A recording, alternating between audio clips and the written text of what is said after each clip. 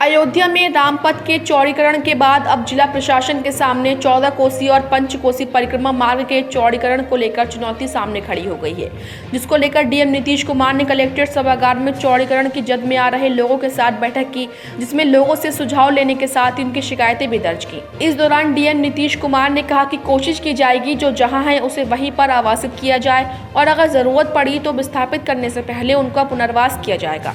वहीं बैठक के बाद चौड़ीकरण की जद में आ रहे पीड़ितों ने कहा कि हो सके तो राज्य सरकार परिक्रमा मार्ग के चौड़ीकरण को रोक दे और अगर चौड़ीकरण होना ही है तो विस्थापित करने से पहले पीड़ितों का पुनर्वास किया जाए और उन्हें उचित मुआवजा दिया जाए। अयोध्या धाम में चक्रतीर्थ क्षेत्र के लोग भी डीएम की बैठक में पहुंची और उन्होंने सुझाव दिया कि चक्रतीर्थ एरिया में चौड़ीकरण की जद में हजारों मकान और दुकान आ रहे हैं, ऐसे में सभी बेघर हो जाएंगे। इससे अच्छा होगा कि चक्रतीर्थ एरिया के पीछे 1 मीटर दूर से 14 कोसी और पंचकोसी परिक्रमा को निकाला जाए। ऐसा करने से हजारों लोग बेघर होने से बच जाएंगे। दरअसल 14 कोसी और पंचकोसी परिक्रमा मार्ग का 20 मीटर चौड़ीकरण होना है, जिसके लिए जिला प्रशासन चौड़ीकरण की जद में आ रहे पीड़ितों से उनके सुझाव लेकर जमीन अधिग्रहण की प्रक्रिया शुरू करने वाला है। सबसे ज्यादा प्रभावित क्षेत्र चक्रतीर्थ से लेकर राजघाट तक और फैजाबाद शहर के जनौरा से लेकर मोदहा तक हजारों घर और दुकानें तोड़े जाएंगे, जिसको लेकर पीड़ितों ने अपनी व्यथा डीएम के सामने रखी। डीएम साहब से बात हुई, हमारे क्षेत्र के वो लोग थे, चौड़ाई तो नहीं कम करेंगे, जो पुराना परिक्रमा मार्ग था हम लोग उसके लिए कह रहे थे बार बार, जिसमें सैकड़ों मकान दुकान बचेंगे। उन्होंने कहा है मैं सर्वे करा के आश्वासन दिया, अगर सही होगा तो निर्णय हम वही लेंगे जो पुराना परिक्रमा मार्ग का होगा। अब नहीं होता तो फिर क्या किया जाएगा, फिर सांसद पास जाएंगे और ऊपर जाएंगे, देखा जाएगा। लेकिन हम लोग चाहते हैं उचित निर्णय हो। अगर पुराना परिक्रमा मार्ग है तो परिक्रमा उदी से जाए और पुराने परिक्रमा मार्ग बनने से हनुमानगढ़ी की शोभा बढ़ेगी ना कि घटेगी और भीड़ बैठेगी, वहाँ मेला लगा रहेगा। 14 कोसी परिक्रमा मार्ग पे मैं 100 साल से करीब रह रहा हूँ। वो रामनगर पुलिस चौकी के बगल में, ना मेरे पास कोई ज़मीन है ना मेरे पास कोई घर है। जो भी है वो परिक्रमा चौड़ीकरण में जा रहा है। डीएम साहब पास आए हैं, एप्लीकेशन दे दिया, आप बता रहे हैं कि देखेंगे उस पर जो होगा। तो क्या मांग है? हम चाहते हैं हमको प्रधानमंत्री आवास योजना के तहत हमारा मकान गिरा, बना बनाया मकान हमको दिया जाए। सरकार से मेरी अपील है, गुजारिश है। एक बैठक बुलाई गई जिसमें जिलाधिकारी महोदय जी ने सभी अधिकारियों के साथ बैठक की। पूरी जनता को जो पंचकोसी और 14 कोसी परिक्रमा मार्ग पर चौड़ीकरण को लेकर के पीड़ित हैं, उन्हीं के विषय में एक वार्ता हुआ, जिसमें चक्रतीर्थ मोहल्ले से पंचकोसी मार्ग से मैं आया हूँ। तीर्थ पुरोहित समाज और अन्य जातियों के लोग उस मार्ग पर बसे हुए हैं, जो सैकड़ों की संख्या में मकान बने हुए हैं। उनको चौड़ीकरण लेकर के आज सभी लोग पीड़ित हैं।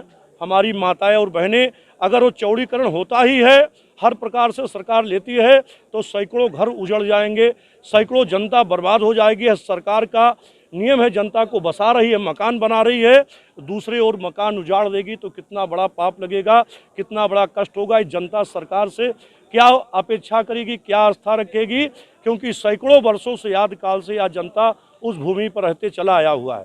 चौड़ीकरण को लेकर के हमारे चक्रतीर्थ मोहल्ले से पीछे से एक ऑप्शन भी है, इसलिए श्रीमान जी को सुझाव दिया गया है कि अगर वह 1 किलोमीटर का रास्ता पीछे से मिला करके आगे चक्रतीर्थ मोहल्ले से होते हुए राजघाट बंधे में अगर उसको मिला दें तो सैकड़ों मकान तीर्थ पुरोहित समाज, यादव समाज और मछुआहा समाज, मल्लाह समाज का और हर जातियों का मकान बच जाएगा। इससे जनता उजड़ने से बच जाएगी और सरकार को आशीर्वाद दे कि जनता बार बार सभी अधिकारियों को आशीर्वाद देगी कि आज मेरी सरकार ने मुझे इस जगह पे बसाया है, तो किसी का मकान न उजाड़ा जाए, पुनः पीछे से मार्ग बना करके सभी जनता की रक्षा की जाए। यही सरकार से मेरा अपेक्षा और मांग है। देखिए, 14 कोसी पंचकोसी जो हम लोग रोड निर्माण कर रहे हैं और ये 20 मीटर का रोड बनेगा, तो उस संदर्भ में हम लोग सभी संतों से और सामान्य जन से, नागरिकों से, सभी जिनके जो प्रभावित हैं, जो उस जद में आ रहे हैं, सबसे संवाद हम लोग कायम कर रहे हैं। और इस संवाद का उद्देश्य है कि हम लोग बैठ के बात करें और क्या रास्ता निकल सकता है, क्या बेहतर विकल्प हो सकता है और उसमें क्या मुआवजा दिया जा सकता है उनको, और किस तरीके से हम इसको पुनर्वासित कर सकते हैं। पूरा डिटेल जानकारी हम लोग दे रहे हैं। और यहाँ पे हम लोगों ने पूरा एक्सरसाइज भी किया हुआ है। हमारी टीम राजस्व की और पीडब्ल्यूडी की टीम पहले भी सर्वे कर चुकी है और उस सर्वे में जो भी प्रॉब्लम्स आ रहा है उसको हम लोग सॉर्ट आउट कर रहे हैं, लोगों से संवाद कायम कर रहे हैं और वहाँ मौके पे जाके पुनः निस्तारण कर रहे हैं। और कई लोगों ने वैकल्पिक व्यवस्था के लिए बात करी है, उसको भी हम लोग देख रहे हैं और सभी लोग हैं कि जिनका जो पूर्ण रूप से विस्थापित होंगे उसको पुनर्वासित भी किया जाएगा। और हम लोग का ज़्यादा से ज़्यादा मैक्सिमम प्रयास होगा कि जो जहाँ हैं वहीं पे उनको आवासित किया जा सकते हैं, उनके दुकान भी और रोजगार वहीं कायम रहे। लेकिन अगर किसी स्थिति में पुनर्वासित करने की आवश्यकता होगी तो वो भी हम लोगों ने पूरा प्लान तैयार रखा है। और पूरे रूट्स पे हम लोगों ने सभी से विचार विमर्श किया है और सभी हमारे नागरिक गणों ने जो सुझाव दिए हैं उसको हम लोग देख रहे हैं। हमारी टीम जो संयुक्त टीम जा रही है और उनके साथ पैमाइश होगी और उसके बाद हम लोग आगे बढ़ने की कार्रवाई करेंगे।